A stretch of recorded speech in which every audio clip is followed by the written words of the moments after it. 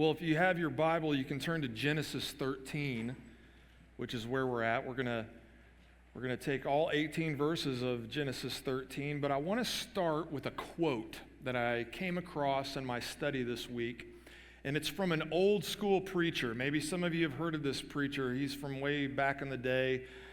He did a lot of radio broadcasts and things like this back in the day. This is before my time, but I have read some of his commentaries. His name is Donald Gray Barnhouse, and I stumbled upon a thought-provoking quote that I wanted to share with you to put in the back of your mind before we get into Genesis 13 and study Abraham. Here's the quote.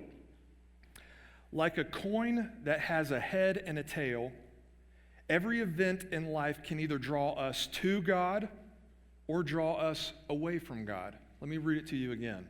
Like a coin that has a head and a tail, every event in life can either draw us to God or draw us away from God. The more I thought about that quote, the more thought-provoking it became. I hadn't heard it framed like that until I came across that quote, but the more I thought about it, the more true I really think it is. Like, all of our lives have all of these different moments of great frustration, moments of blessings. We have all of our highs and our lows. And it's interesting that each and every one of those moments in life can potentially cause us to draw near to God or can potentially cause us to pull away from God. It just depends. It depends on this faith component that we live with as believers, right? So an example is what we've been observing in the life of Abram. We've been in chapter 12, and now we're getting into chapter 13, and we're going to see a contrast between how Abram responds to circumstances in his life when he's in kind of a faithless mode or a faithless season of living, and how he responds to circumstances when he's in the zone, when he's living very faithfully and feels close to God. And so, the way chapter 12 begins, Abram is called by God out of a life of paganism and into a life of faith, and obviously that drew him pretty close to God. And he left everything to follow God's commands and to go that way, even though he didn't even have any destination in mind in particular. God just said, go this way, and he went. And he has this great moment of faith. But then he has a difficult moment later in chapter 12, because when he gets to where God leads him in the land of Canaan, there's a famine. It's not just any famine, it's a severe famine, it says. And we see that when he has this experience of this famine in the land that God led him to, he seems to have a faithless response to that circumstance that ultimately causes him to kind of pull away from God. But did it have to? If you think about that circumstance, let's say that he was called into this land of Canaan, and then God tells him he's going to be blessed there, he's going to make his name great there, he's going to make a great nation with him there. And let's say that the famine hits, and he decides to stay. He could have decided to stay. He could have had a great moment of faith by staying in the land of Canaan where God had led him, and maybe things would get really bad, but maybe he would have this posture then to exercise his faith and say, you know what, God didn't lead me here to die. God made promises to me, and I know he's going to keep those promises. He could have had this moment in which he really drew closer and closer to the Lord, saying, I'm going to live out my faith here because God led me here, and he's going to provide. But that's not what he did. When he experiences that famine, he seemed to pull away from that lifestyle of faith. He seemed to pull away because he went to the land of Egypt in a kind of way that kind of took matters into his own hands. There was no more building altars and worshiping God as he had been doing. He's pulling away because he's just trying to make sure he's in survival mode in this famine. And so it's interesting how he could have responded to that circumstance and how he did respond. And so I think that this is an opportunity for us to once again examine how faith plays out in our own lives. How you deal with the ups and downs of life and conflict in your life and circumstances that may be difficult in your life. All of those circumstances, they can either draw you close to God or maybe they can cause you to pull away from God. And I want you to ask yourself, in the circumstances that you may be dealing with in your life, how are they affecting you? Are the circumstances in your life right now causing you to pull away from God? Why is that? Are they causing you to draw near to God? When Abram pulled away from God and went to the land of Egypt, he made some of the biggest mistakes of his entire life. He practically lost Sarai to Pharaoh's harem. I mean, it was a total and complete disaster. But again, what we're learning about faith in the book of Genesis is so profound and so important for us to understand. Here's what we're learning. When you're in a covenant relationship with God, your failures don't have the last word. If you take anything away from our study over Abraham in the book of Genesis, take that away. Like think about that, right? When we study Abraham, I've encouraged you every week not to do this. Don't look at the faith of Abraham and be like, oh man, I want to have faith exactly like that. Look at Abraham. I want to be just like Abraham. Now, he certainly has some amazing moments of faith and certainly some things worth emulating, but that's not what should grab your attention. What should captivate you in Genesis is God's faithfulness to Abraham, because God made promises to Abraham. It should be, wow, look at God. Look how faithful he is. Look how gracious he is to Abraham after he makes a disaster out of everything. Look how merciful he is to Abraham after he loses Sarai. Look how patient he is with Abraham, still, following through on those promises despite the fact that Abram makes these faithless decisions in his life. And that should have a huge impact on how we think about faith.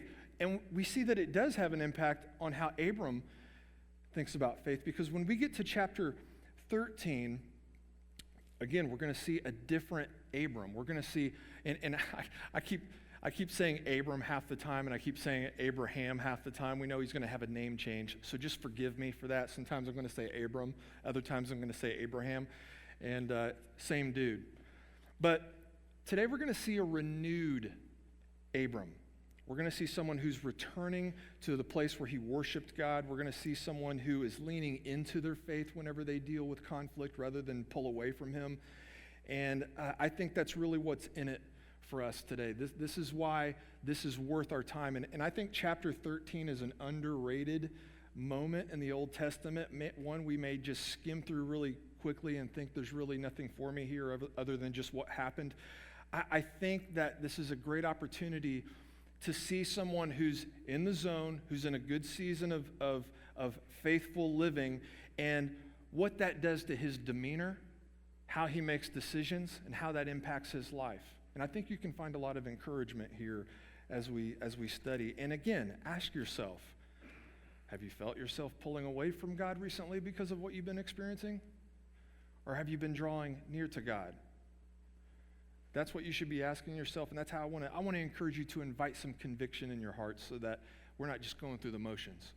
Think about your faith and how it's playing out. Let's get into chapter 13. Let me just read the first 4 verses, and we can watch how Abram draws back to God here, having left Egypt and God rescuing him from this horrible situation in Egypt. So Abram went up from Egypt, he and his wife, and all that he had, and Lot with him into Negeb. Now Abram was very rich in livestock and silver and gold, and he journeyed on from Negeb as far as Bethel to the place where his tent had been at the beginning between Bethel and Ai, to the place where he had made an altar at the first. And there Abram called upon the name of the Lord. Have you ever had a season of time in your life in which you feel like you've kind of made a mess of things, and you've felt like you've pulled away from God, and you feel like, your faith has failed in some ways, and then you finally get back on track? Like you finally get back in sync in the way that you should be living, and it just feels so right again. Like you're back into the Word of God like you should be. You're back into praying without ceasing throughout your day like you should be. You're back to making church a high priority as it should be. When you get back on track, that's where Abram's at right now. He got all discombobulated in chapter 12. Chapter 13, he's back on track. God rescued him from disaster and from his own failures. He's back on track here. He's going back to where it all started. He's going back to building these altars and calling upon the name of the Lord. And he's done with the scheming, with the manipulating that we saw in his faithless experience in the previous chapter last week. And he's back to pressing into his faith. You know, it's always refreshing to see someone get back on track after they've been in kind of a reckless season of life. But you know, where you decide to turn when you finally do mess up in life, that can reveal a lot about what you really believe spiritually. And so Abraham, you know, his faith was misdirected in the previous chapter. Like he starts to turn inward on himself and what he can do. And that's what we do sometimes, and that's what kind of makes a wreck out of our faith sometimes, when we start to think inwardly about how we can control every outcome and how we want things to play out. And when your faith is fueled by that, you're going to grow insecure. Your faith is going to feel fragile. It's going to feel weak when it's dependent upon you. But when your faith is like, as is described here in chapter 13 with Abraham, when it's rooted in who God is, when it's rooted in the promises that he's made to you, what he's done, what he is doing, that's when your faith starts to feel strong. If you're feeling weak right now in your faith, maybe that's the issue. We're being challenged by this in Genesis 12 and 13. We see that Abram's faith, it's going to feel strong to him. And I think the biggest reason it feels strong to him, we see a more confident, faithful Abraham in chapter 13, is because he's back to the place where he made an altar at first, and there he's calling upon the name of the Lord. His heart is back to a heart of worship, a heart of focusing on God rather than focusing inward on himself. You know, it's funny how when things do get back on track, though, a lot of times we think, man, if only I could get back on track, everything will all be good again. Everything will go great again. And it's funny that when maybe we finally do get back on track, we assume that everything is going to go great and there's not going to be any more problems, right? Well, we know that we would never get that impression reading the Bible, right?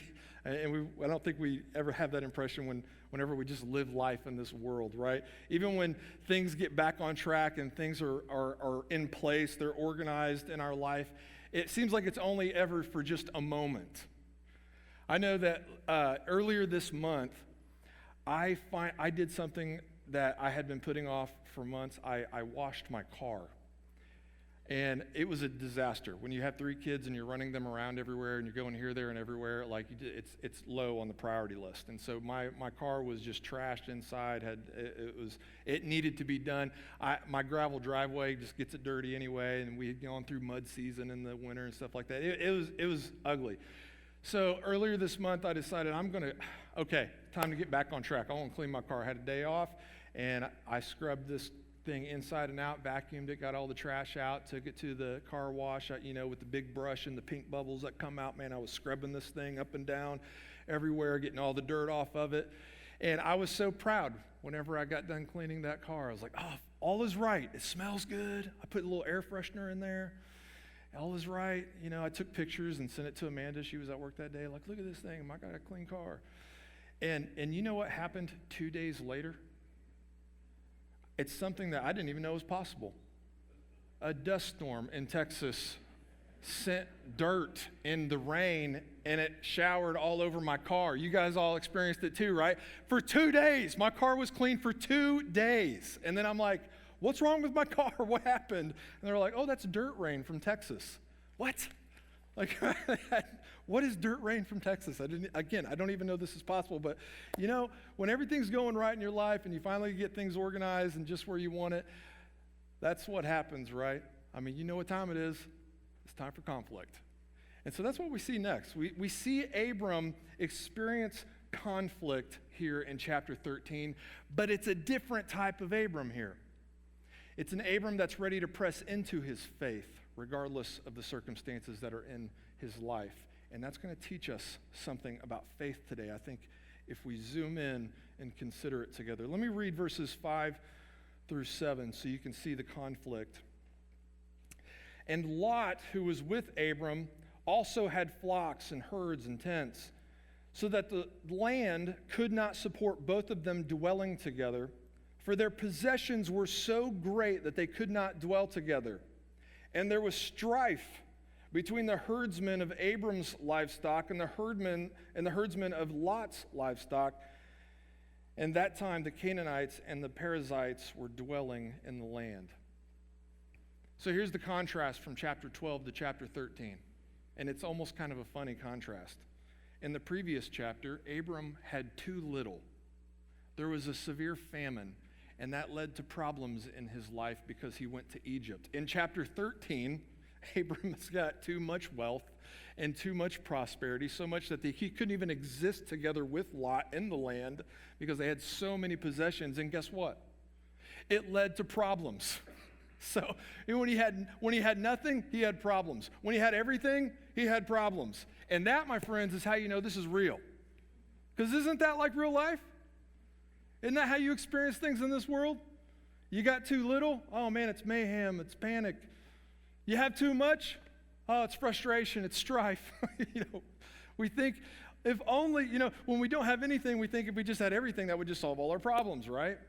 And we learn over and over in Scripture that the things of this world, the material things of this world, you can have all of it and you're still going to have problems. You're still living in a fallen and broken world. I mean, if you really want to press into that, go read the book of Ecclesiastes. That's what the whole book is about.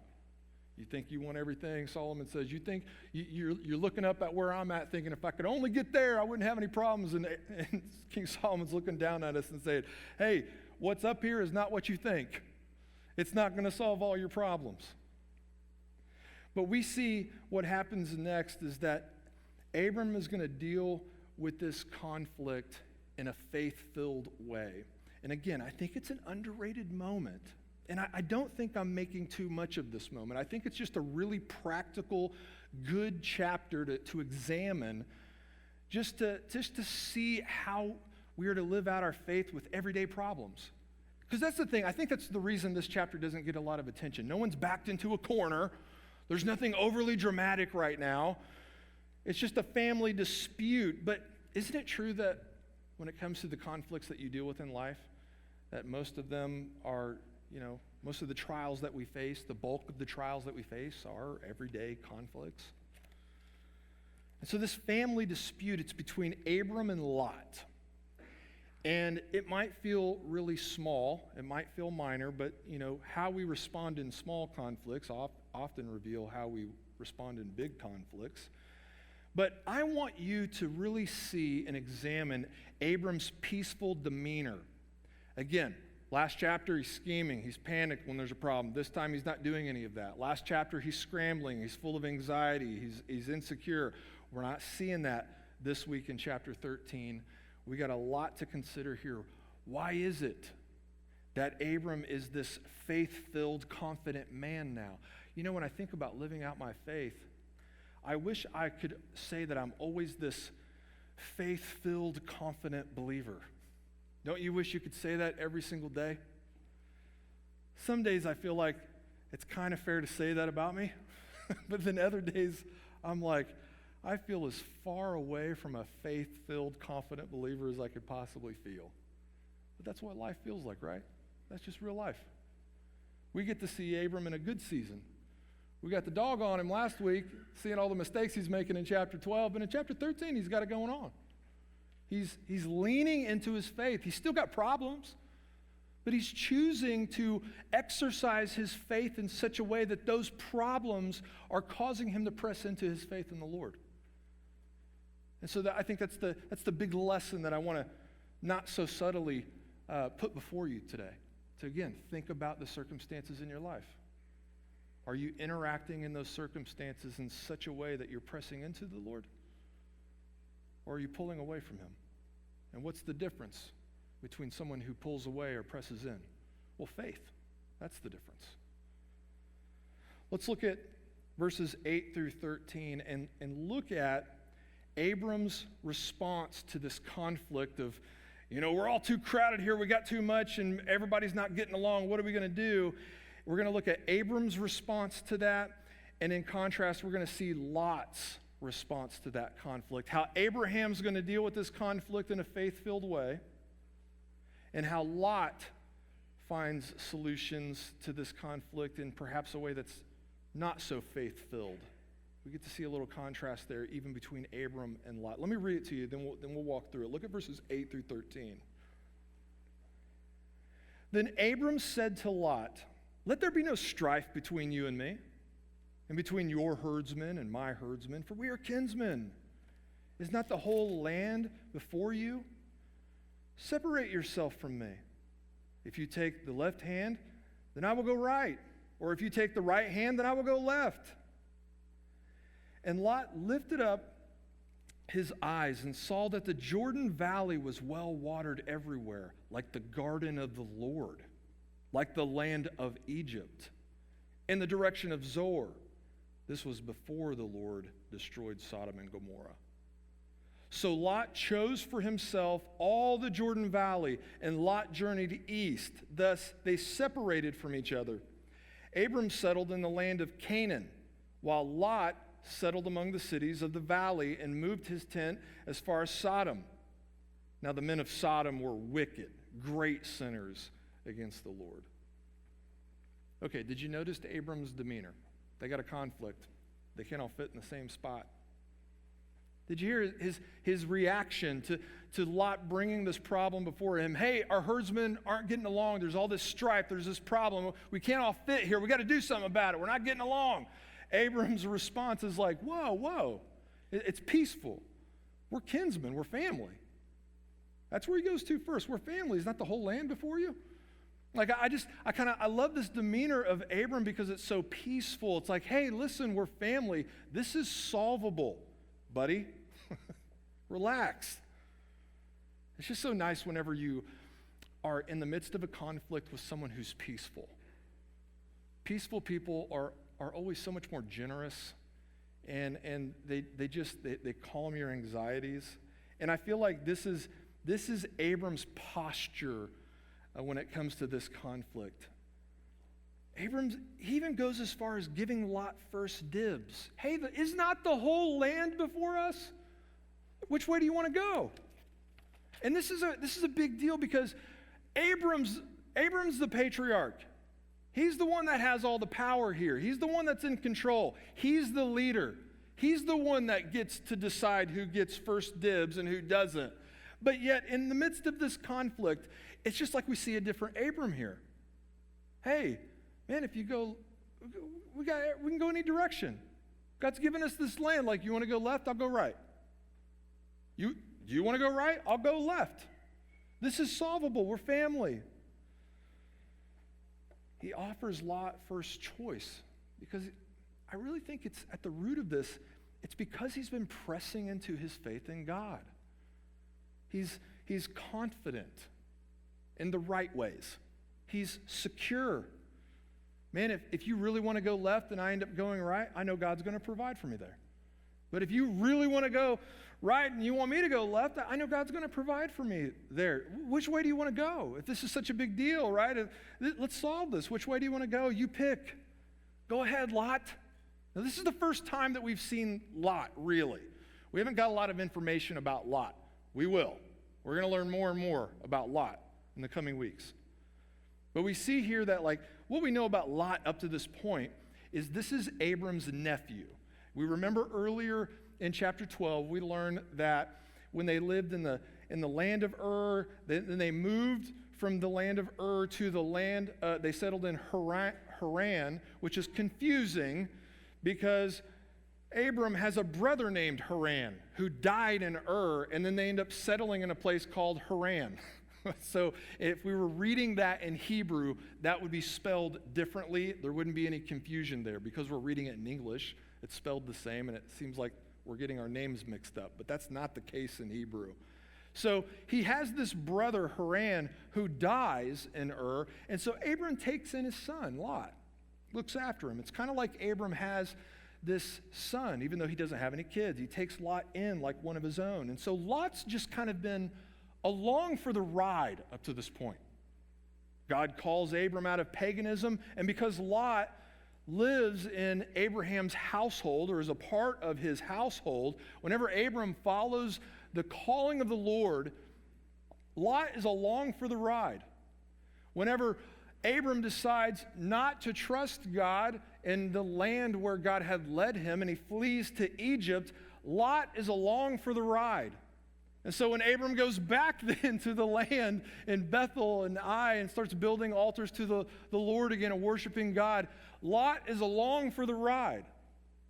And so here Lot is, he's gone back and forth and he's, riding the coattails of Abram and his faith in God. And he sees this problem and brings it to the attention of Abram. Abram just shows him grace and brings peace to this conflict and gives Lot the choice. Hey, which way do you want to go? Which land do you want? Where do you want to settle? And here's what I think is the big difference. Abram, he has this faith-filled approach to this situation. And Lot, I don't think, does have a very faith-filled decision process. Whenever we read about Lot's choice, whenever he views the Jordan Valley, he doesn't seem to be making a decision that's rooted in faith. It seems to just merely be a decision that is based in what's most practical or what's most rewarding, what has the most gain, potential gain. And so we're given these clues to kind of get in the mind of Lot in his decision-making process. And I want to point out the clues to you so you can kind of get into Lot's head. It said that he lifted up his eyes and saw the Jordan Valley. And then it's described in what way he lifted up his eyes and how he saw the Jordan Valley. It says that when he saw the Jordan Valley, it was like the garden of the Lord. It was watered, well watered, like the garden of the Lord. Like paradise, like the Garden of Eden. So he's lifting up his eyes and he's gazing at what kind of is like the Garden of Eden here. The place where people aren't allowed to go.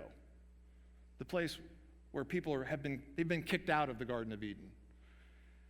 You remember when Eve looked at the forbidden fruit and it was a delight to the eyes. It's almost kind of like he sees this in a self-gain, kind of a self-centered way. He sees the Jordan Valley and he starts eyeing it kind of like Eve is eyeing the forbidden fruit. Why do I think that? Well, I think it's because of the next description. He was eyeing it like the Garden of Eden. He was eyeing it like Egypt. And when you put those two together, you see that it's kind of tainted, right? Like he's looking at it like it's appealing like Egypt. Well, you remember how when Abram is in a famine and he looks at Egypt and it looks appealing to him? That didn't turn out so good, did it? It was appealing in all the wrong ways and led him to disaster where God had to rescue him. And you got to know the readers of this moment, oh man, Lot's looking at that and it's appealing to him like Egypt is appealing. It's purely materialistic. It's not faith-filled. Going to Egypt, that's not a good idea.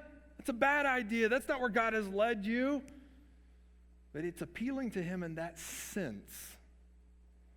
It also says, in addition to being described as the garden of the Lord and like Egypt, it's in the direction of Zoar, which we're told is near where Sodom and Gomorrah is before the Lord destroyed Sodom and Gomorrah.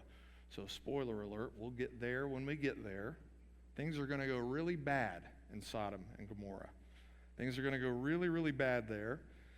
And we're even told here in verse 13 that the people there are exceedingly wicked. Now, Lot's seeing all of this and it's appealing to him in perhaps all of the wrong ways, but he just is worried about personal gain.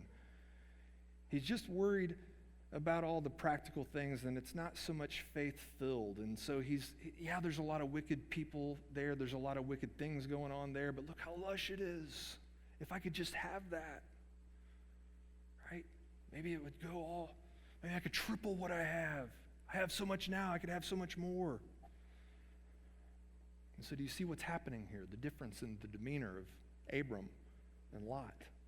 I think there's a lesson here if we just prayerfully reflect on it, and I want to challenge you to see it like they're in the same circumstance. They got the same problem. They're in a family dispute, and there's not enough room. There's strife. But yet they deal with it in two completely different ways.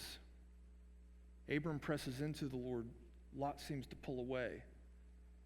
Lot responds in a way that he's not wrapped up in the promises of God. He's just looking at the provisions of the world.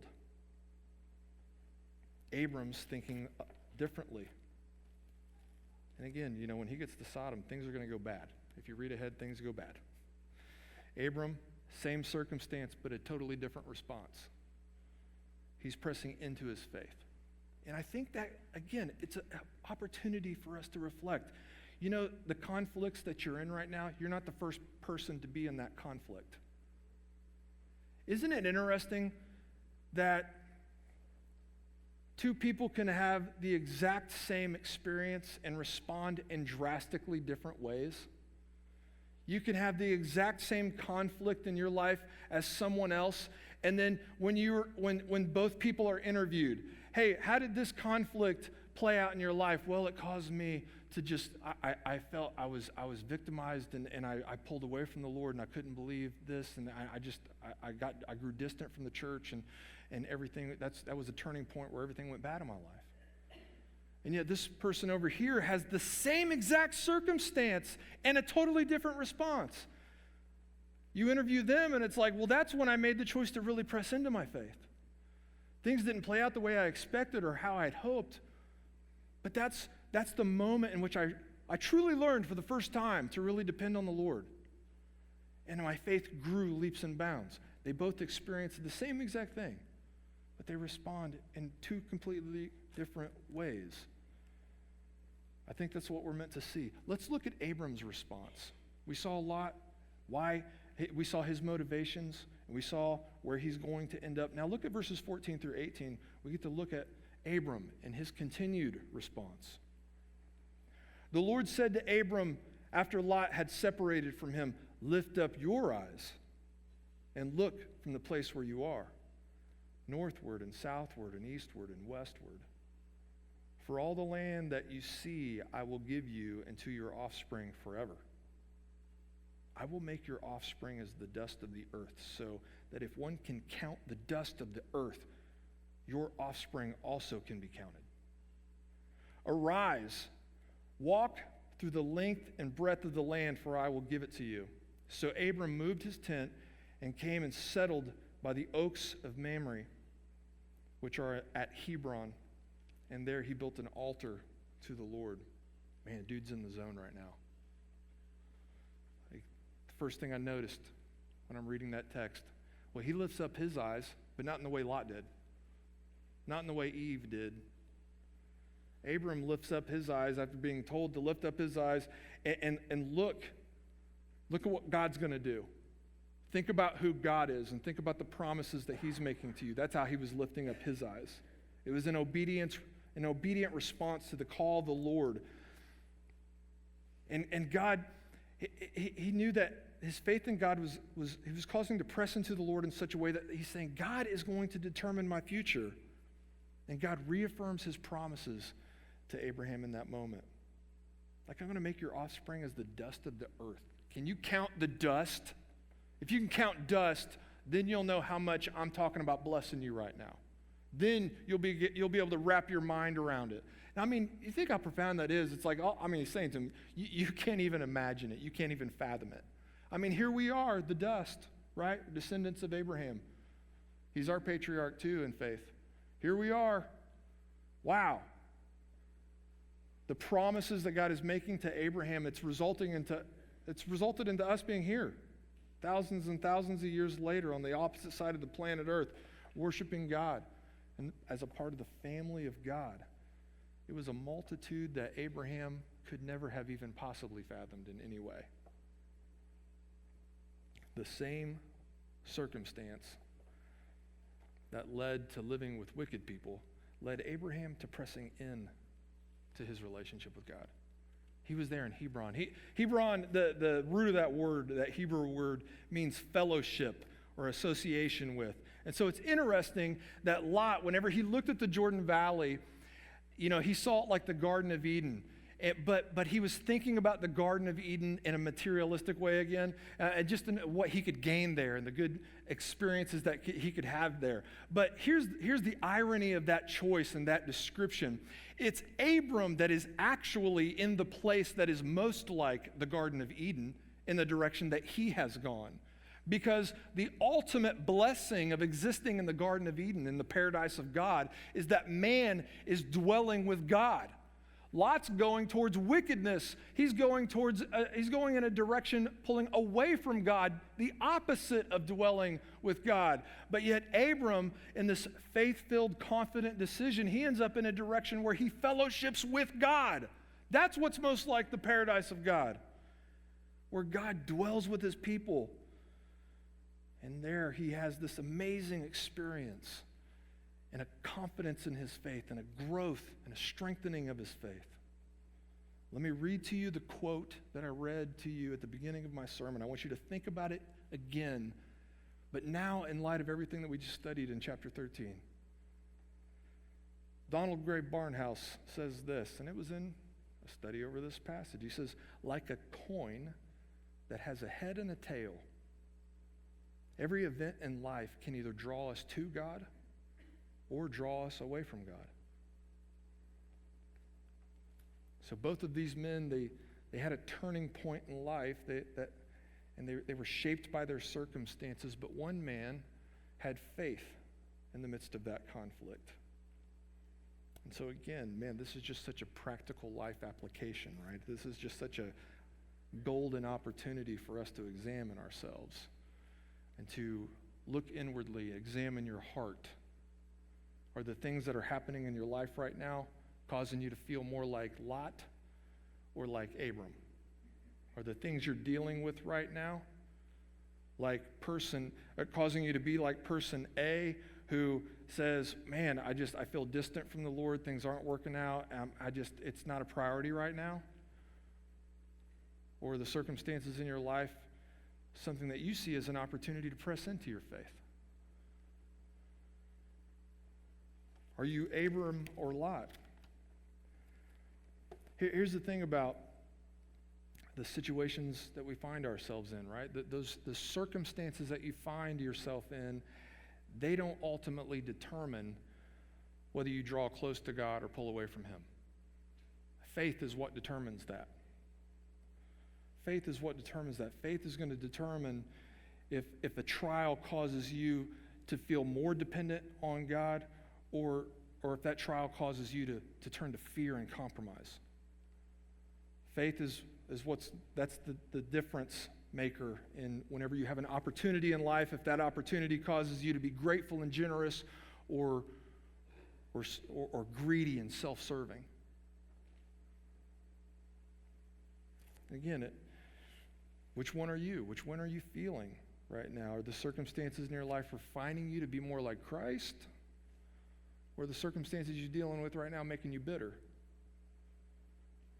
Nobody exemplified this posture of faith more than Jesus, who, when he was in the worst circumstances imaginable, just the gigantic conflict, like he chose the cross.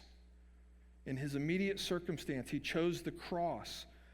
He chose to let those circumstances in life, in the Garden of Gethsemane, he chose to just prayerfully press into his faith in God the Father, to lean into the purposes and the plans of God over and above what he could see. And that's the example that we have and how we're supposed to live. And we're being called, I believe, in the similar way in chapter 13 to take up our cross and follow God. And we have opportunities right now in our life that may be causing us to pull away. And we can blame the circumstances or blame the people or blame what's happening. Or we can just think about our faith and ask ourselves, why am I responding like this, regardless of that circumstance? Why would I pull away? Why would I not press in to the Lord? I think Genesis 13 is a reminder that regardless of what up or down you may be in right now, remember to press into your faith. Lean into the promises of God. Put your hope and trust in who He is and what He's doing and what He's capable of. And sometimes that just means remaining content and not being so worried about grabbing at everything that you think is going to make your life better. It's being content in the Lord and focusing on His purposes and His plans for your life. And what that's going to do as you live out your faith like that and lean into the Lord, it's going to make you a more peaceful person. That's a fruit of the Spirit, is peace. Maybe right now you're not feeling that peace because of the object of your faith is all discombobulated. Take this as an opportunity to focus back on what matters most, the gospel of Jesus Christ and the promises of God that we have through Him. Let's pray. Lord, I thank You for Genesis 13. I thank You for the family dispute between Lot and Abram that we can examine as an opportunity to look inwardly and to think about how our faith is playing out right now. Lord, it may be the case that many of us are guilty of pulling away from You and instead of pressing into our faith in You. I pray that this evening would be a time of correction, a time of repentance, that we would start to change the way we think. Maybe we've been living in this conflict, in this circumstance, and maybe the reason we're pulling away from You is because we're thinking about it all wrong. We're not thinking about that circumstance in the right way. We're not allowing our faith in You to really have an impact on that circumstance, on that conflict. Lord, I pray that You would grant us that transformation, that change of thinking, so that, Lord, regardless of our circumstances, we could lean into our faith in You this evening. Thank You for giving us a church family to reflect on this together with, and I pray that we could be an encouragement to one another as we seek to do this in our lives. And it's in Your name, Jesus, that we pray. Amen.